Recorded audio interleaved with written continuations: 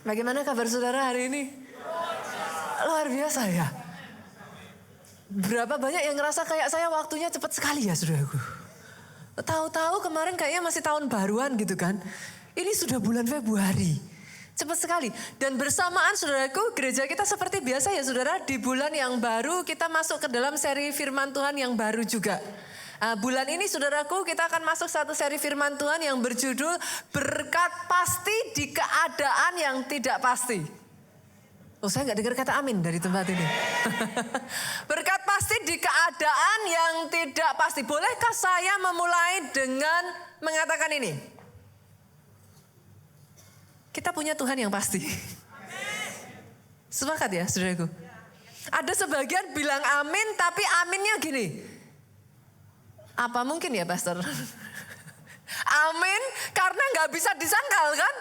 Masa mau disangkal kita punya Tuhan yang pasti? Gak bisa disangkal. Tapi seringkali keadaan yang kita lihat di depan mata kita kadang berbeda.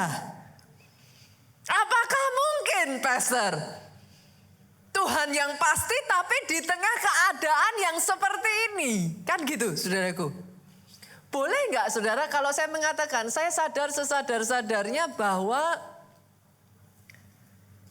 ya keadaan yang ada sampai dengan detik hari ini ya saudaraku ya. Sejak dari zaman pandemi kemarin ya kan berjalan krisis, berjalan ini kita masuk tahun politik kan gitu. Dan saya sadar saudaraku yang namanya ketidakpastian itu akan menyebabkan confusion, kebingungan dan juga rasa takut kan gitu. Itu sebabnya justru firman Tuhan mengingatkan kepada setiap kita ada kepastian di dalam Tuhan. Ada kepastian di dalam Tuhan. Bukankah justru luar biasa diizinkan melihat Tuhan mengerjakan keajaibannya di tengah semua ketidakpastian? Oh, yang sepakat aminnya yang paling keras. Pastor, kalau gitu apa yang harus saya lakukan? Boleh nggak saudara? Di tengah semuanya yang seolah-olah malah yang saudara lihat di depan mata saudara berbeda. Yuk kita komit tetap berjalan di jalannya Tuhan. Sepakat ya? Sepakat bukan hanya berjalan di jalannya Tuhan. Pegang perjanjiannya Tuhan. Bahkan sepakat. Beberapa minggu yang lalu kita baru aja belajar yang namanya Adam dan Hawa ketika masih 2 orang, langsung dikasih visi multiplikasi loh. Baru 2 orang loh Pak, langsung dikasih visinya apa? Penuhi bumi. Nah padahal jujur sekarang ini sampai dengan detik hari ini 8 miliar aja bumi belum penuh tuh Bapak Ibu. Berarti di zaman itu mereka masih 2, visinya sudah miliaran. Buat sebagian dari saudara yang saudara selalu berkata, apa bisa ya pastor? Mana mungkin pastor? Boleh gak saudara memahami pola pikirnya Tuhan? Unlike you, unlike us. Tidak seperti kita. Saudara harus tahu Tuhan itu roh. Yang namanya roh tidak mengenal past, present, future. Dia itu alfa, omega. Dia awal, dia akhir. Pada saat dia berdiri, dia itu sudah mengetahui keseluruhannya. Beda dengan kita, seringkali yang kita lihat itu present. We are unable to see the future.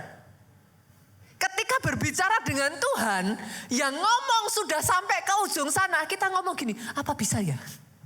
Saudara bisa nangkep yang saya maksudkan? Nah, doa saya, instead saudara ngomong, kayaknya enggak bisa pastor. Udah deh, lepas. Tapi saudara berani belajar berkata, aku percaya dulu. Tangkap dulu. Because you do not see it yet, but he see it through. He is Alpha and the same time he is Omega. Apa yang bagi saudara-saudara lihat mustahil, enggak bisa. Keadaan berkata berbeda. But he already sees it. Dan saya percaya dia gak salah pilih saudara. Instead of kita ngomong, gak bisa pastor. Orang kayak saya apa bisa? Kita belajar ngomong sama dia, Tuhan secara manusia aku enggak bisa, tapi aku mau bersepakat dengan Engkau. Ketika saudara bersepakat, saudara mulai ngomong, aku mau belajar ngelihat bukan yang aku lihat, tapi yang Tuhan lihat.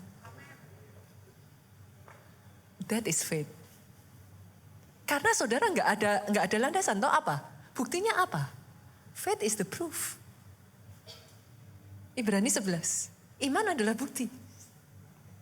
Itu yang jadi masalah. Manusia selalu akan menggambarkannya dengan 5 panca indera. Apa yang kita tidak lihat, kita tidak dengar, kita tidak rasakan, itu tidak ada. Seringkali kan begitu. Tapi iman, belajar, percaya, yang Tuhan katakan, yang Tuhan janjikan, yang Tuhan lihat. Kita belajar melihat dari kacamatanya Tuhan. Yang sepakat katakan amin yang lebih keras lagi. Boleh ya, Bapak Ibu boleh ya. Kita belajar ya. Nah, saudaraku, kita berbicara tentang kita punya kepastian di dalam Tuhan.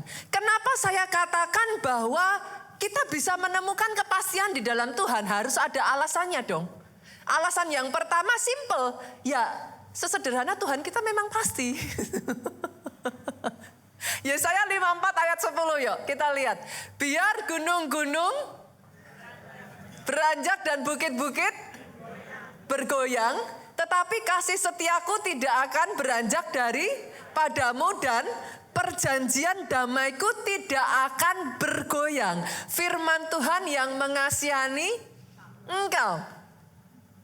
Kadang kita menganggap gunung dan bukit ini sebagai masalah ya, saudara, seringkali ya di dalam Alkitab ketika berbicara tentang gunung apa itu kita selalu mengartikan sebagai bukit. Tetapi boleh nggak saya ajak saudara melihat apa sih makna dari gunung dan bukit di dalam bacaan ini? Gunung dan bukit adalah satu entity yang steady, dia firm. Secara manusia dia nggak bisa digoncang. Saudara pernah lihat gunung berpindah kan nggak gitu saudaraku? Secara manusia yang namanya gunung adalah satu entity yang sudah firm. Dia sudah ada, sudah lama saudaraku dan gak segampang itu dia bergoncang. Tapi firman Tuhan ini ngomong, sekalipun gunung yang secara manusia gak bisa bergoncang, gak bisa beranjak. Sekalipun itu pun bergoncang dan itu pun beranjak, kasih setiaku tinggal tetap. Perjanjianku tetap, tidak akan bergoncang. Saudara pernah dengar lagu itu gak ya? Biar apa? Langit akan biar bulan tak bercahaya lagi, biar langit akan bergoncang, matahari tak bersinar lagi. Gimana? Tetapi Tuhan, oh terima kasih media, tak pernah ingkar janji. Semua yang difirmankannya apa? Boleh kita beri tepuk tangan yang paling meriah. Kita punya Tuhan yang memang pasti. Artinya di dalam Tuhan ada assurance. Ada kepastian, saudaraku. Nah, di dalam kehidupan ini ya saudaraku, kita mengenal 2 faktor. Satu faktor yang pasti, yang kedua faktor yang tidak pasti. Faktor yang tidak pasti itu apa aja, Pastor? Saudara lihat kiri kanan depan belakang, itu faktor yang tidak pasti, saudaraku. Manusia. Kalau mau jujur, manusia itu nggak pasti. Orang Jawa itu saya nggak tahu berapa banyak dari saudara yang berasal dari Jawa. Boleh saya lihat tangan-tangan terangkat? Oh banyak juga ya yang dari Jawa ya saudaraku. Orang Jawa itu mengenal peribahasa ini saudara. Esok dele, sore tempe. Pagi kedelai, sore sudah jadi tempe. Artinya apa saudara? Perkataan manusia ini pagi A, sore sudah berubah jadi B. Masih ingat zamannya Yesus? Orang yang sama yang mengatakan Hosana bagi anak domba, besoknya sudah ngomong salibkan dia. Itulah manusia saudaraku. Manusia adalah faktor yang tidak pasti. Oke, apalagi faktor yang nggak pasti saudara? Bolehkah saya mengatakan kekayaan juga faktor yang tidak pasti? Ada ayatnya enggak, Pastor? Ada loh. Yuk kita lihat ya. Kita lihat yuk, kita buka 1 Timotius 6 ayatnya yang ke-17 ngomong gini. Peringatkanlah kepada orang-orang kaya di dunia ini agar mereka jangan tinggi hati. Dan jangan berharap, lihat ini saudaraku, pada sesuatu yang tak tentu seperti, berarti di dalam Alkitab menyebut kekayaan sebagai sesuatu yang sifatnya tidak tentu. Beberapa waktu yang lalu saya pernah membaca, saudaraku, bahkan sampai masuk di Detik, saudara. Seorang juragan kripto. Mungkin pernah dengar ya FTX ya, saudaraku. Sam Bankman. Kekayaannya itu mencapai 16 miliar, saudara. Setara dengan 247 triliun rupiah. Besar nggak, saudaraku? Besar ya. Bahkan katanya kekayaannya itu yang tertinggi pernah mencapai 26 miliar US dollar.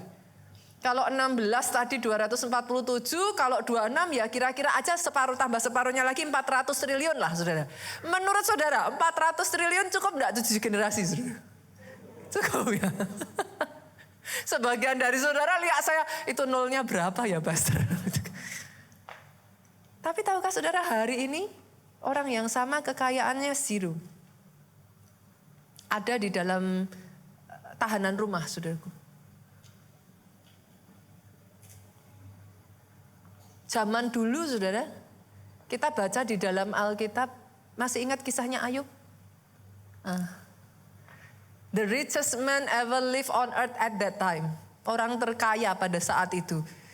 Dalam waktu sekejap loh, saudara. Habis. Kalau dulu itu terjadi dan zaman sekarang pun itu masih terjadi, tidak ada jaminan itu tidak terjadi lagi, saudara. Make sense ya, saudara? Pastor, poinnya pastor apa? Gini, saudara, simple. Kalau saudara berpegangan pada sesuatu faktor yang sifatnya tidak menentu atau tidak pasti, kalau bersandar pada faktor yang sifatnya tidak menentu dan tidak pasti, ya kira-kira loh saudara, jangan kaget kalau jatuh, kan gitu. Simpel kan? Sebagian dari kita tanpa kita sadari kita bersandarnya sama manusia loh. Sebagian bersandarnya memang dengan kekayaan. Tidak heran firman ini ngomong, peringatkanlah kepada orang-orang kaya di dunia ini. Kan jadi kayak gak adil ya. Berarti ini ayat cuma buat orang tertentu dong, Pastor. Hanya buat orang kaya. Tapi saya rasa enggak juga sih, saudaraku. Ini ayat berlaku untuk semua orang. Tetapi kenapa specifically dikatakan peringatkan kepada orang-orang kaya? Karena jujur, kebanyakan orang kaya akan lebih punya tendensi mengandalkan harta kekayaannya. Jadi firman ini pada dasarnya mau saudara kaya nggak kaya, orang yang mengandalkan kekayaannya, firman ini ngomong, peringatkan, jangan tinggi hati. Maksudnya gimana? Jangan sombong. Maksudnya gimana, Pastor? Jangan merasa aman karena kita punya kekayaan. Karena baik manusia maupun kekayaan tadi faktor yang tidak pasti. Kalau kita bersandar ke sana, jatuh ya jangan kecewa. Sepakat ya? Dalam hal itu kita sepakat dulu ya, saudaraku. Peringatkan apa lagi? Jangan berharap pada sesuatu yang tak tentu seperti kekayaan. Lah pertanyaan jadi muncul dong, berharapnya sama apa? Kan gitu. Kita lihat ya, kita baca sama-sama 2-3 yuk. Melainkan pada Allah yang dalam kekayaannya memberikan kepada kita segala sesuatu untuk dinikmati. Maksudnya kalau bersandar, ya bersandar sama faktor yang bisa dipegang. Bersandar kepada Tuhan. Kenapa ada berkat pasti di keadaan yang tidak pasti? Karena Tuhanmu pasti. Itu yang pertama ya, saudara. Kita sepakat. Maju lagi boleh? Boleh ya, maju lagi ya. Kenapa ada berkat pasti di tengah keadaan yang tidak pasti? Bukan hanya karena kita punya Tuhan yang pasti, tetapi firman yang kita pegang, saudaraku, Jangan salah, firman Alkitab ini bukan hanya sekedar buku dongeng. Maksudnya gimana, Pastor? Firman yang saudara dan saya baca, dia bukan buku sejarah. Loh, kalau dia buku sejarah, artinya dari Kejadian sampai Wahyu itu harusnya runut waktunya. Tapi kalau saudara pelajari, enggak Pak. Kejadian sampai Wahyu itu enggak runut loh waktunya. Alkitab saudara bukan buku sejarah. Terus Alkitab saudara buku apa? Sebenarnya kita tahu tapi enggak tahu loh saudara. Saudara kalau nyebut Alkitab itu apa?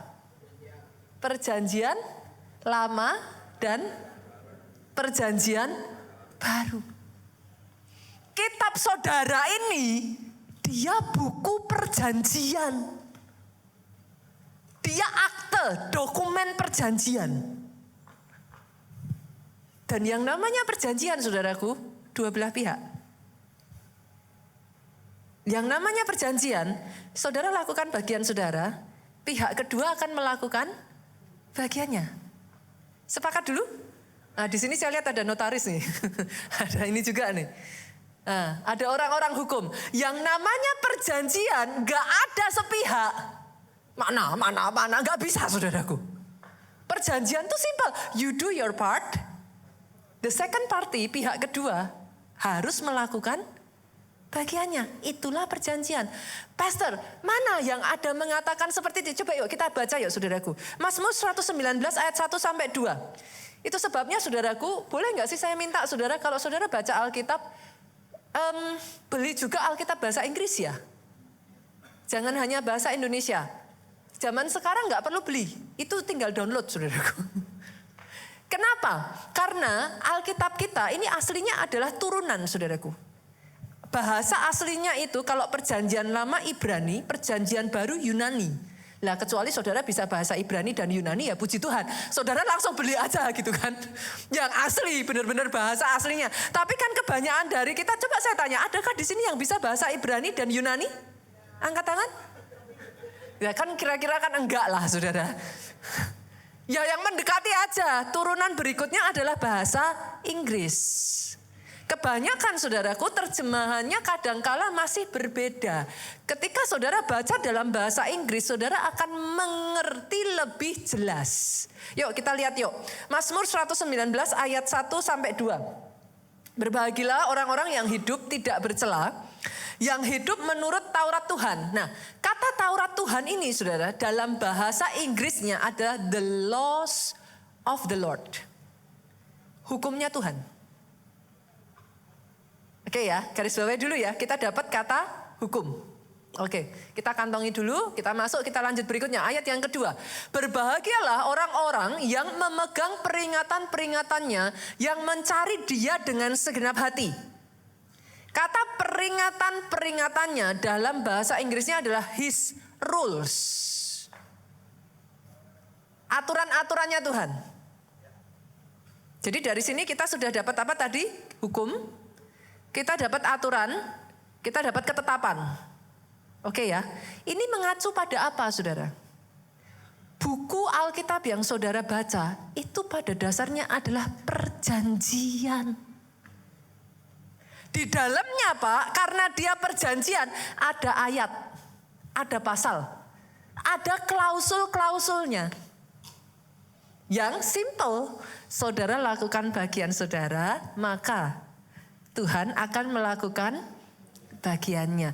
Kenapa pastor? Pastor cerewet terus disuruh baca. Karena jujur saudaraku, banyak masalah terjadi, saudara juga sama ngalami. Berapa banyak di sini juga punya perjanjian. Saudara di sini punya polis asuransi kan? Pertanyaan saya, dibaca enggak? Loh kan cuma sesederhana itu toh sebenarnya. Dibaca enggak? Banyak orang cerita sama saya, itu bohongan. Ketika diklaim enggak keluar. Saudara marah kan? Saudara marah sama petugas asuransinya. Kenapa enggak keluar? Nah seringkali nanti petugasnya akan ngomong, nih ada klausul gini nih. Nah saudara ngomong, kok enggak dijelaskan dari awal? Nah banyak yang ngalami gitu enggak? Nah, terus dijawabnya apa? Dia juga pinter saudara, dia jawabnya, kok nggak dibaca? Loh, kan itu yang terjadi. Itu sebabnya, ya ampun pastor kok cerewet banget. Ya, baca. Jangan salahin Tuhan terus mana. Lah saudara sudah ngelakuin belum bagian saudara? Sekarang jujur ya saudaraku, saudara kalau misalkan dengar firman seminggu sekali, hari Minggu kayak gini, saya bisa khotbah berapa lama sih paling banter? Coba masih ada pujian penyembahan, masih ada pengumuman, masih ada. Saya paling banter tuh khotbah berapa lama? Sejam itu dari belakang sudah ngangkat gini, 10 menit, 5 menit. Saya udah dibatasin kan? Ya nggak bisa tuh saudaraku. Kecuali saudara dari pagi sampai malam, ayo buka satu-satu kita belajar. Kalau cuma seminggu sekali, saudara harus baca sendiri di rumah. Sama kan saudara kalau belajar di sekolah kan juga begitu toh. Ada PR toh, harus dikerjakan di rumah toh. Kalau nggak dikerjakan, besok ulangan jangan salahkan guru. Simpel toh sebenarnya, tapi masalahnya kan banyak kita nggak baca. Saya lanjut lagi boleh? Menarik ya, lanjut lagi ya. Oke, perjanjian Tuhan dengan perjanjian manusia itu beda. Bedanya apa? Kalau saudara membuat perjanjian dengan manusia, ada faktor ketidakpastian. Tadi kan kita sudah manusia, kekayaan itu tidak pasti. Loh, pastor, kalau kita sudah bikin perjanjian, harusnya pasti dong. Coba saudara baca dulu. Tuh saudara asuransi mobil, nanti bawahnya ada tulisan force majeure. Apa itu force majeure? Apa? Nah, force majeure adalah keadaan yang tidak terduga. Seperti perang, seperti bencana alam. Kalau itu terjadi, pihak asuransi berhak tidak menukar. Nah, senggol lagi kiri kanan, dibaca enggak? Kalau kita membuat perjanjian dengan manusia ya saudaraku, jujur itu serba enggak pasti kok saudara. Beda dengan Tuhan. Kalau saudara bikin perjanjian dengan Tuhan, sesederhana, you do your part, I will do my part. Nah balik-balik lagi, ketidakpastiannya itu baliknya kepada manusianya tadi, saudaraku. Lah dibaca enggak? Sesederhananya itu saja, saudara, sebenarnya. Sama, saudaraku, sama halnya, saudara. Kalau tadi kita berbicara tentang berkat pasti di keadaan tidak pasti. Berarti saudara harus membaca semua klausul-klausul, ayat-ayat, pasal-pasal berbicara tentang berkat. Sepakat dong? Ya sepakat kan? Saudara kan mau nagih nih, ada perjanjiannya, ya harus dibaca kan? Nah oke. Sama seperti halnya kalau saudara mau nagih nih, perjanjian tentang keluarga, pernikahan. Sama, itu ada semua saudaraku. Cuman sesederhana satu ini aja lah, dibaca atau enggak, itu aja. Saya tuh dari tadi ngeliat ya saudara, senyum-senyum. Secantik-cantiknya dan semanis-manisnya senyuman saudara, saya tidak tergoda saudara. Tetap balik-balik lagi saya akan ngomong, saudara boleh senyum-senyum manis, tetap harus dibaca. Karena selama saudara tidak membaca, jangan salahkan pihak kedua kalau tidak terjadi. Yang sepakat sekali lagi aminnya yang paling keras. Kali ini jangan hanya senyum-senyum ya Bapak Ibu. Pulang beneran dibaca ya. Oke ya, oke. Berarti sekarang saya maju lagi boleh? Oke. Kita berbicara tentang berkat pasti di keadaan tidak pasti. Artinya kita harus menguasai klausul tentang berkat. Kan? Bicara klausul tentang berkat saudaraku tidak akan lewat dari yang namanya persembahan dan persepuluhan. Nah, saya pengen tahu nih, senggol kiri kanan masih bisa senyum enggak Pak? Tidak, bicara tentang berkat ini ya saudaraku, tidak semuanya melulu tentang persembahan dan persepuluhan ya saudaraku. Saya harus ngomong. Tidak hanya persembahan dan persepuluhan, tapi tidak akan lari di situ. Boleh? Masih boleh maju? Atau salibkan dia? Saya tuh hari ini seneng saudaraku. Karena dari pagi sampai siang ini kita tuh isinya ketawa-ketawa bersama-sama jemaat dari tadi itu. Saya isinya ketawa aja, jadi saya senang khotbah hari ini. Balik-balik lagi klausulnya tidak akan lari di situ dan saudara sudah tahu ayatnya. Ayatnya di mana? Nah, loh saudara lebih pintar dari saya. Yuk kita buka Maleakhi 3 ayatnya yang ke-6 sampai ayatnya yang ke-12. Kita pelajari ya saudaraku. Tadi kita sudah sepakat nih, Maleakhi 3 ayat 6 sampai 12 ini berbicara tentang apa? Persepuluhan dan persembahan. Berarti sudah sepakat ya. Ini kaitannya tentang persepuluhan dan persembahan. Oke. Tentang persepuluhan dan persembahan ini, Tuhan memulai dengan ngomong seperti ini. Akulah Tuhan dan aku tidak berubah. Oke ya. Saya tanya lagi nih. Ayat ini bicara tentang apa? Saya tanya dulu. Persembahan dan persepuluhan. Tentang persembahan dan persepuluhan, dia memulai dengan perkataan yang menurut saya sangat menarik sekali. Akulah Tuhan, aku tidak berubah. Setelah itu dilanjutkan, karena itu kamu keturunan Yakub. Ini saya mau mastiin dulu ya Bapak Ibu ya. Seberapa banyak di sini yang sepakat kita keturunan Yakub? Abraham, Ishak dan Yakub. Loh, soalnya kalau saudara percayanya keturunan lain kan saya nggak bisa lanjut saudaraku. Kan saya pastiin dulu kalau perjanjian kan begitu. Lah saudara. Berarti lanjut nih, kita lanjut. Oke.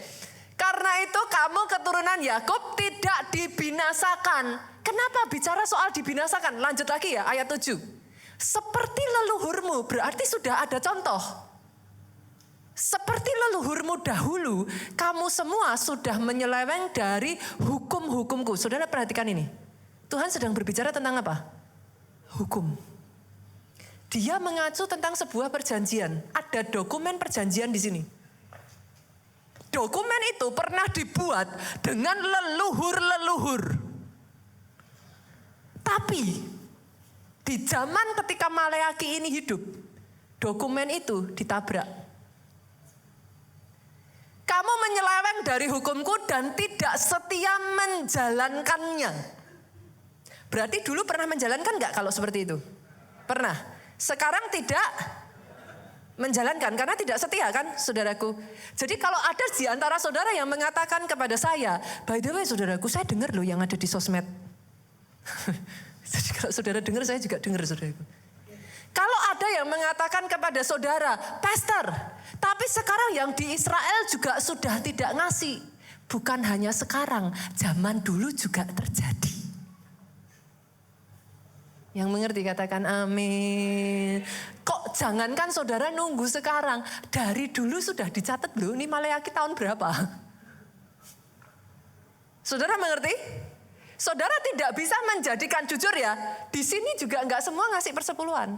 Yang mengerti katakan amin. Ini aminnya tiba-tiba. Oke, saudara mengerti maksud saya dulu? Karena sebagian ada yang berkata juga kepada saya seperti ini, Pastor, yang namanya persepuluhan hanya urusan perjanjian lama, enggak ada di perjanjian baru. Pernah dengar itu? Pernah? Pertanyaan saya, sudah baca belum? Loh, kok bilang enggak ada di perjanjian baru itu sudah dibaca belum? Saya tanya nih, ada enggak? Ini semuanya pada ini. Sesama bis kota dilarang saling mendahului, Pastor. Saya juga enggak baca, jadi enggak tahu. Matius 23 ayat 23, yuk kita lihat. Saya tuh kadang gemes saudaraku. Ngomong enggak apa-apa sih, di sosial media memang bebas, tapi kalau mau ngomong juga harus ada ininya saudaraku, landasannya. Yuk kita lihat yuk. Matius pasalnya yang ke-23 ayat 23 boleh dimunculkan. Celakalah kamu, hai ahli-ahli Taurat dan orang-orang Farisi, hai kamu orang-orang munafik. Jadi ini perkataan yang ngomong by the way ya saudaraku, Yesus sendiri ya. Ini yang ngomong bukan Petrus, bukan rasul-rasul, bukan orang lain. By the way, masih Matius 23 ayat 23. Belum Nita 23, saudaraku. Jadi ini yang ngomong Yesus sendiri. Celakalah kamu, kenapa saudaraku? Sebab persepuluhan dari selasih, adas, manis, dan jintan kamu bayar. Tetapi yang terpenting dalam hukum Taurat kamu abaikan, yaitu apa? Keadilan dan belas kasihan dan kesetiaan. Kalau saudara nggak hati-hati, ini tricky saudara. Kita main kata-kata ya di sini ya. Oke ya. Yesus itu ngomong gini, persepuluhan kamu bayar, tapi belas kasihan, keadilan, kesetiaan kamu nggak lakukan. Seolah-olah Yesus itu ngomong, berarti belas kasihan, keadilan, dan kesetiaan lebih penting dari persepuluhan. Setuju dong? Oke, kita turun dong ke bawahnya. Ayat 23 yuk, turun. Yang satu harus dilakukan dan yang lain jangan. Oke. Kita pakai logika ya saudaraku. Yang satu harus dilakukan ini mengacu tentang apa? Persepuluhan dari apa tadi? Adas, manis, jinten. Ya saudara jangan digambarkan yang sekarang. Sekarang kan sudah beda. Zaman itu kan ya memang banyak orang Israel itu hidup dari bercocok tanam. Adas, manis, jinten dan apa tadi? Selasih. Yang satu jangan, apa namanya tadi? Boleh dimunculkan lagi? Yang satu harus dilakukan dan yang lain ini apa? Belas kasihan, keadilan, kesetiaan. Jangan diabaikan. Logika saya masuk nggak ini sudah? Masuk ya? Bukan asal tafsir kan? Oke. Berarti saya tanya, di perjanjian baru ada nggak bicara soal persepuluhan? Yang ngomong siapa? Oke, ya sudah. Habis perkara tuh. Jadi besok kalau ada yang ngomong sama saudara, di perjanjian baru tidak ada. Wah, nanti saudara akan jadi pinter-pinter nih saudara di sini. Saudara langsung bisa jawab, disimpan ini. Matius 23 ayat 23. Nah.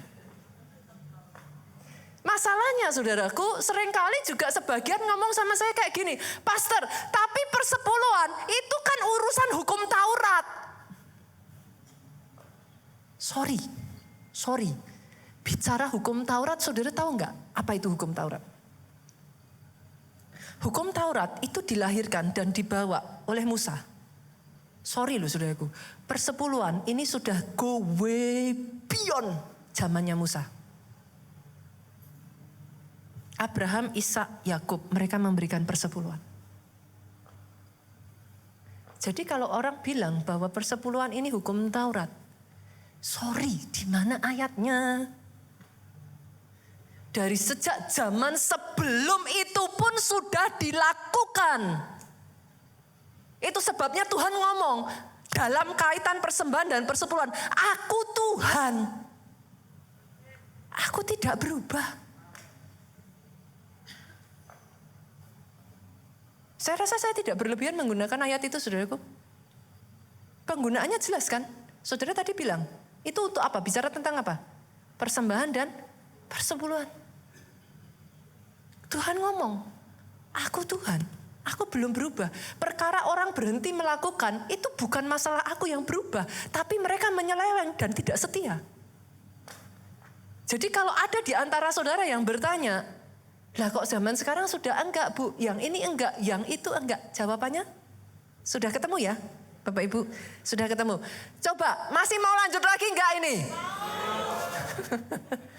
Ini keluarga Allah luar biasa loh. Ini biasanya kalau di gereja lain pendetanya khotbah begini sudah disalibkan saudara. Tapi di keluarga Allah luar biasa loh. Saya takjub dari pagi tadi kita ketawa-tawa terus isinya saudaraku. Yang kedua ya, kita masuk lagi ya, lanjut ya. Saudara penasaran kan? Gak apa-apa. Kalau buat saya ya saudara simple. Pelajari, setelah itu saudara bisa ngerti. Maksudnya gimana Pastor? Jangan begitu gampang percaya kata pendeta. Dan yang di depan saudara juga pendeta. Loh saya seneng kok, jangan begitu gampang percaya kepada perkataan saya juga. Selidiki. Itu penting saudaraku. Sehingga saudara nggak seperti segampang itulah yang ngomong pendeta. Yang A bilang ini, yang B bilang itu, yang C bilang apa lagi. Nanti saudara bingung. Balik aja ke Alkitab. Alkitab bilang apa? Jalankan. Yang kedua saudaraku, berbicara tentang persepuluhan. Kita lihat yuk, lanjut lagi. Dari tadi ayat yang ke-7, dikatakan kembalilah kepadaku. Berarti mereka sudah meninggalkan Tuhan. Dianggapnya sudah meninggalkan Tuhan toh. Lah disuruh kembali tuh. Kembalilah kepadaku, maka aku pun akan kembali kepadamu. Tetapi kamu bertanya, apa yang harus kami lakukan untuk kembali kepadamu? Manusia tanya sama Tuhan, apa? Aku harus gimana nih untuk aku kembali kepada Tuhan? Lucunya, nah ini nyenenginnya Alkitab saudaraku. Kita ngasih pertanyaan, dijawab sama Tuhan, balik dengan pertanyaan. Loh Tuhan tuh kayak gitu tuh. Tuh dijawab, sekarang aku bertanya kepadamu, Tuhan ganti yang tanya. Bolehkah manusia menipu Allah? Ini nih seolah-olah tuh kayak gini loh saudara. Kamu tuh gak ngerti apa gak ngerti? Itu sebabnya Tuhan gak jawab. Tuhan balik dengan bertanya. Boleh gak sih manusia menipu Allah? Jadi ini sebenarnya Tuhan itu menanyakan pertanyaan retorik. Kamu tuh gak ngerti apa gak ngerti? Kok masih tanya? Dijawab sama Tuhan, boleh gak manusia menipu Allah? Ini ya saudara, kalau dalam bahasa Inggrisnya saya rasa sebagian dari saudara sudah tahu saudaraku. Ayat ini keras sekali loh saudara. Yuk kita lihat yuk dalam bahasa Inggrisnya ya, saya bukakan ya. Maleakhi 3 ayatnya yang ke-8. Dikatakan dalam bahasa Inggrisnya seperti ini. Will a man rob God? Kata menipu yang dipakai di situ rob. Rob itu apa Bapak Ibu? Merampok. Bolehkah manusia merampok Tuhan?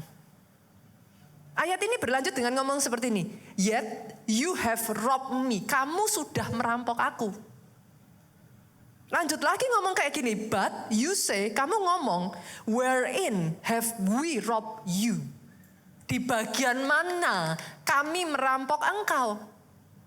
Dijawab sama Tuhan, in tithes and offering. Dalam persepuluhan dan persembahan. Saya nggak akan bicara soal rampok-merampok dulu ya saudaraku. Tak simpen di belakang aja ya nanti ya. Nanti saya akan jelaskan kepada saudara. Tapi intinya saudaranya kayak gini saudaraku. Persepuluhan itu sebenarnya yang jadi titik utamanya, poinnya bukan jumlah dan bukan uangnya. Persepuluhan itu soal ujian hati.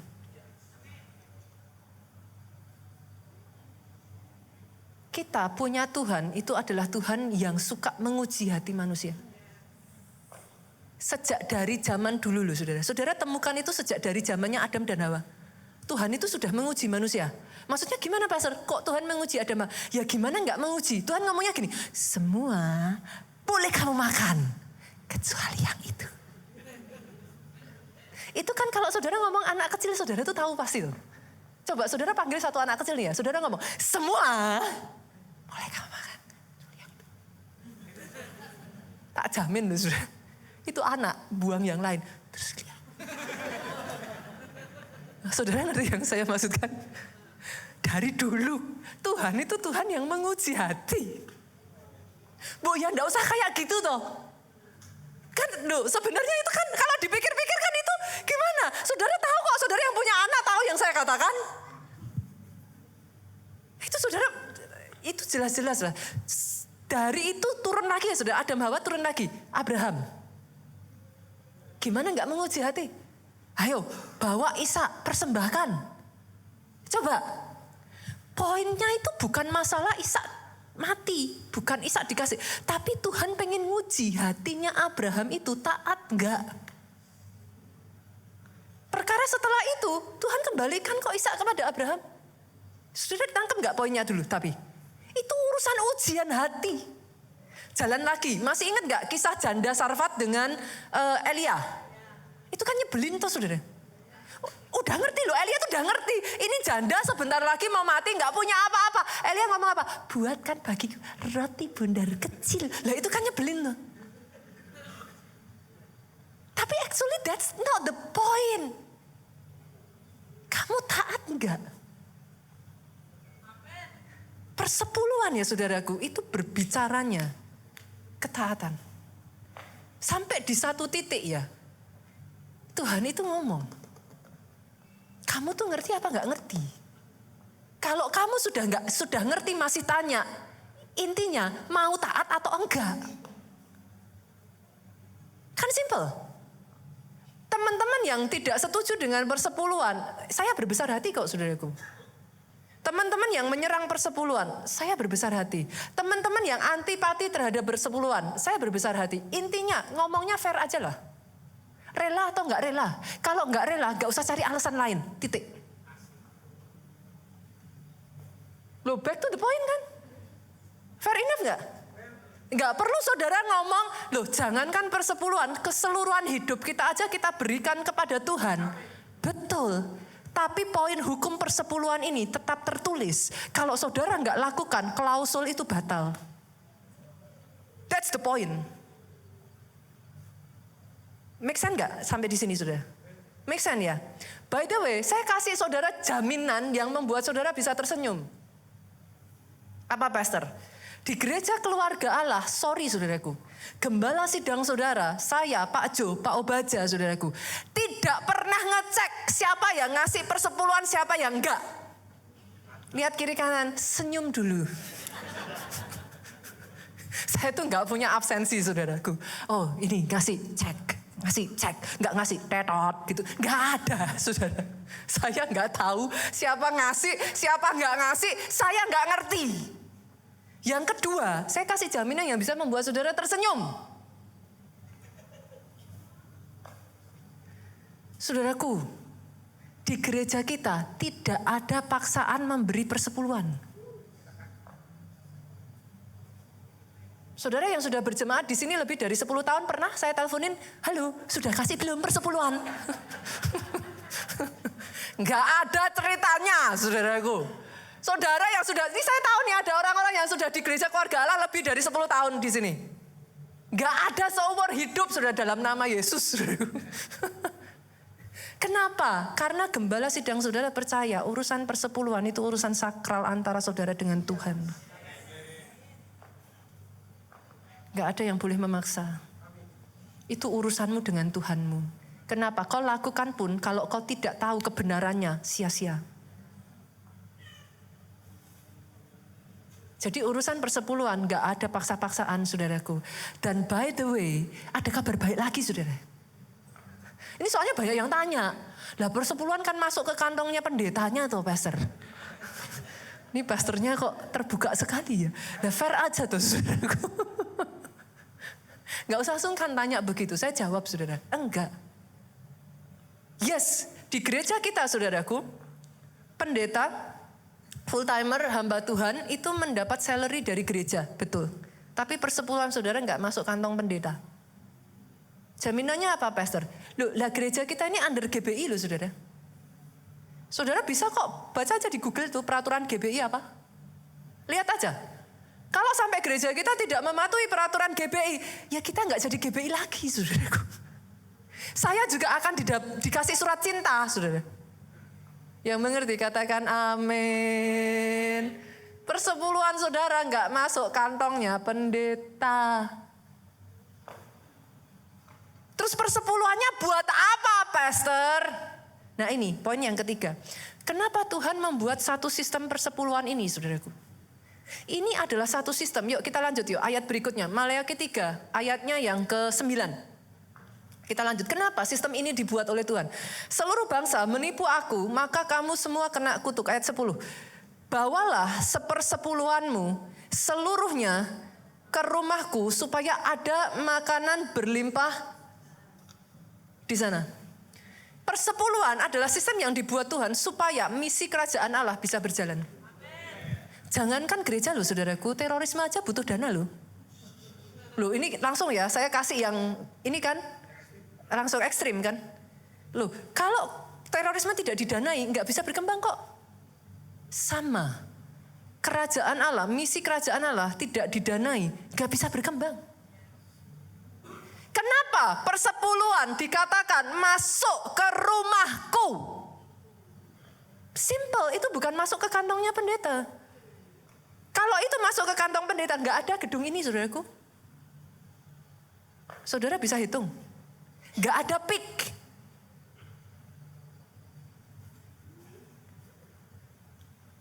dari satu tempat ke tempat berikutnya, pembukaan tempat-tempat yang baru. Dengan apa? Pakai daun. Seneng ya dari tadi kita ketawa-tawa terus. Ya ampun, kenapa sih persepuluhan dan persembahan jadi pembicaraan yang sensitif? Kayaknya nggak sensitif di sini. Dari tadi semua jemaatnya ketawa terus. Kan? Ya, karena sebenarnya itu adalah sebuah kebenaran. Tidak ada paksaan di situ. Sesederhana saudara rela apa tidak rela, saudara urusan sama Tuhan. Tapi saya sebagai seorang hamba Tuhan menjelaskan kepada saudara.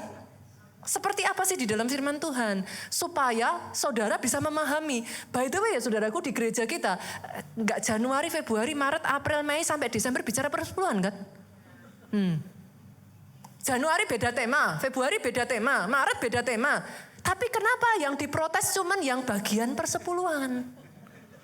Saudara yang Januari amin tuh kemarin, aminnya kenceng. Nanti Februari apa Maret, April, Mei, aminnya kenceng. Tapi giliran yang ini langsung. Nah, saudara bisa melihat di sini? Boleh ya, fair ya, be fair ya dalam hal ini ya.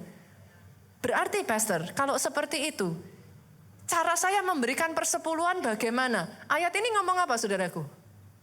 Bawalah sepersepuluhanmu seluruhnya ke rumahku. Nah, rumahnya Tuhan tuh di mana? Saya tanya. Gereja. Oke. Pastor, boleh nggak saya ngasih persepuluhan ke yatim piatu? Dan orang miskin, sering ditanya toh? Sering ditanya, makanya saya sampaikan. Boleh nggak? Sorry. Kalau saudara baca ayat ini boleh nggak? Saudara yang jawab loh, bukan saya. Ini pendetanya cari aman. Lah ya ayatnya sudah ngomong jelas kok, ke rumahku. Berarti kan ke gereja, rumah di mana saudara makan secara rohani, kan gitu toh? Loh pastor, tapi ada ayatnya tuh yang ngomong ngasih persepuluhan untuk janda miskin, untuk yatim piatu tuh. Boleh nggak? Betul, itu ayatnya betul sudah. Ada. Saya lupa di mana ya, Ulangan atau mana? Ada. Lah terus kok boleh pastor? Tuh boleh mah boleh. Loh maksudnya pastor gimana? Ini kok pastornya kok ambigu? Sore tempe tadi ya saudaraku. Jadi gini saudara, ini saudara harus paham dulu. Zaman dulu ini saya takut ya saudaraku. Saya takut nanti saudara tiba-tiba senyumnya hilang kalau saya cerita yang ini saudara. Zaman dulu orang Israel tuh ngasih 3/10. Masih mau denger gak? Orang Israel itu ngasih 3/10. Persepuluhan pertama yang saudara baca di Maleakhi ini. Terhadap dari 1/10 dari semua yang saudara hasilkan, 10% ke rumah perbendaharaan. Ke rumahku. 10% kedua itu diberikan untuk acara-acara ibadah-ibadah kayak apa sih? Hari raya. Pondok Daun, Paskah. Nah mereka itu punya hari raya itu. Itu persepuluhan kedua. Persepuluhan ketiga itu diberikan 3 tahun sekali. Itu yang saudara baca itu. Kalau nggak salah di Ulangan, saya lupa persisnya ayatnya. Itu yang saudara baca. 3 tahun sekali kepada yatim piatu, janda, orang asing. Jadi kalau saudara tanya sama saya, pastor boleh nggak ngasih kepada yatim piatu, janda, orang asing? Boleh. Tapi jangan dari persepuluhan yang ini. Make sense ya saudara? Oke, sekarang saudara ngerti. Pastor, boleh nggak? Pastor, saya diberkati dengan firman-Nya pastor. Saya gereja di tempat lain, tapi saya diberkati dari pastor. Saya kasih persepuluhan sama pastor. Nggak boleh. Saya jawab, nggak boleh. Pastor beneran, nanti kalau ada yang beneran ngasih, pastor terima. Loh ada contohnya kok, beberapa kali saya nolak saudaraku. Saya ngomong kok, kalau kamu mau ngasih itu dalam persembahan, monggo silahkan. Tapi kalau persepuluhan, nggak boleh. Kenapa? Saya jadi kesalahan sama Tuhan. Perkara setelah itu dia mau kasih kemana, itu urusannya dia. Tapi saya sudah memberitahukan yang benar. Yang mengerti katakan amin. Bisa nangkep ya di sini ya saudaraku. Once again supaya apa? Nah ini, ketika saudara komit sesungguhnya pada perjanjian ini ya saudara komit di dalam misi kerajaan Allah. Saudara komit membawa penginjilan sampai ke ujung bumi. Saudara komit di dalam perluasan kerajaan Allah. Itu yang seharusnya dilakukan. Itu sebabnya di gereja kita ada momen-momen acara-acara sosial dan lain sebagainya. Dari mana, saudaraku? Karena ada jemaat yang komit. Bersama-sama memberikan persembahan untuk itu. Maka itu bisa disalurkan kepada orang-orang yang memang membutuhkan. Sampai di sini nangkep gak? Masih semangat gak? Masih bisa senyum gak? Ya masih bisa senyum ya. Yang keempat saudara, yang terakhir aja. Nanti kasihan saya. Yang terakhir, persepuluhan sebenarnya saudara. Terus pastor, sebenarnya persepuluhan itu seperti apa toh? Pola pikirnya gimana? Lihat ini ya saudaraku. Saya lanjutkan. Ujilah aku. Maka kamu akan melihat, satu saudara, aku membuka pintu-pintu surga dan melimpahi kamu dengan segala yang baik. Ini klausulnya bagiannya Tuhan saudara. Jadi seperti tadi perjanjian toh, ada yang bagiannya ini, ada yang bagian pihak kedua. Satu, aku akan membuka pintu surga, melimpahi kamu dengan segala yang baik. Dua, aku tidak akan membiarkan serangga merusak hasil bumimu. Tiga, pohon-pohon anggurmu akan syarat buahnya. Syarat buahnya itu gimana? Sama-sama berbuah. Buahnya bisa sedikit, buahnya bisa banyak. Saudara pernah makan durian enggak? Nah, pernah buka durian kelihatannya besar, dalamnya cuma sedikit? Nah, ya ini yang dimaksudkan itu. Sama-sama berbuah, syarat itu artinya buahnya itu banyak, saudaraku. Lanjut berikutnya lagi, ayat 12. Maka kamu akan dikatakan bahagia oleh semua bangsa sebab negerimu menjadi tempat yang baik untuk didiami. Nah ini, di titik ini saya ingin balik lagi, saudaraku, tadi rampok-merampok tadi, saudara. Jujur saya tanya dulu, menurut saudara manusia bisa merampok Tuhan enggak? Gimana caranya orang bumi ini punyanya Tuhan kok, saudara? Saudara mau ngerampok gimana? Semua yang ada di sini ini punyanya Tuhan. Berarti literally manusia itu nggak bisa merampok Tuhan. Tapi kenapa dikatakan kamu merampok aku? Karena saudara harus tahu Tuhan itu Tuhan, the covenant God. Dia itu Tuhan atas perjanjian. Dia itu bound. Terikat pada perkataannya sendiri. Kenapa dalam hal ini dia sampai marah? Karena buat Tuhan, saudara coba pahami Tuhan dari sudut pandang seorang bapak kepada anak. Lebih dari saudara, dia kepengen engkau diberkati. Tapi kenapa sampai dia ngomong, kamu ngerampok aku? Saya waktu baca ini saya nangis sudah. Karena buat saya, now I understand why. Karena buat Tuhan, ketika saudara beralih setia, saudara menyeleweng, saudara itu ngikat Tuhan, dia nggak bisa ngelakuin bagiannya dia.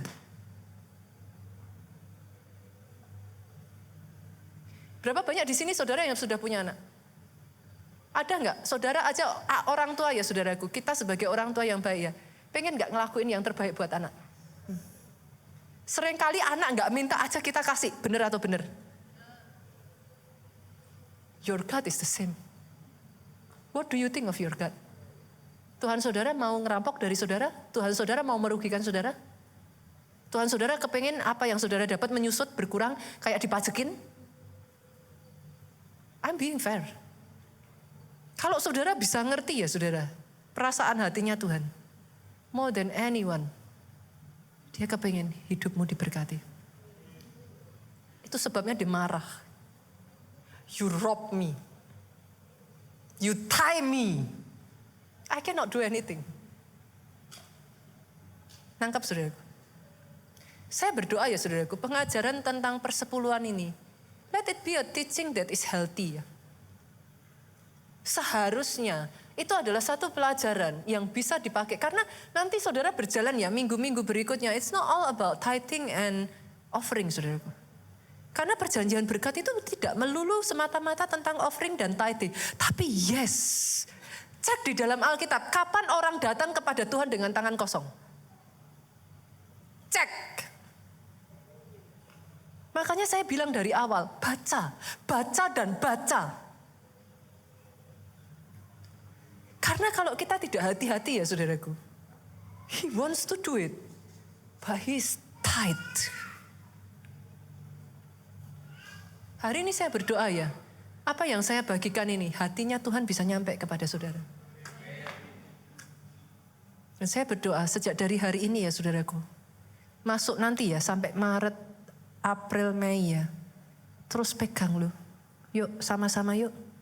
Kita berpegang. Perjanjiannya Tuhan kita berpegang. Pastor, nanti kalau saya punya pertanyaan boleh nggak Pastor? Boleh. DM aja di IG saya. Atau DM di IG gereja boleh saudaraku. Saya understand kok.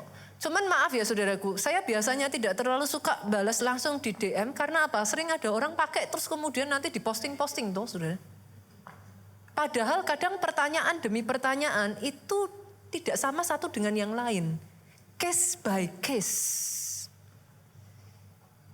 Itu sebabnya kalau saudara mau tanya, saudara juga bisa lewat WA yang di sekretariat itu ada ya nomornya. Saudara saya lupa nomornya berapa ya?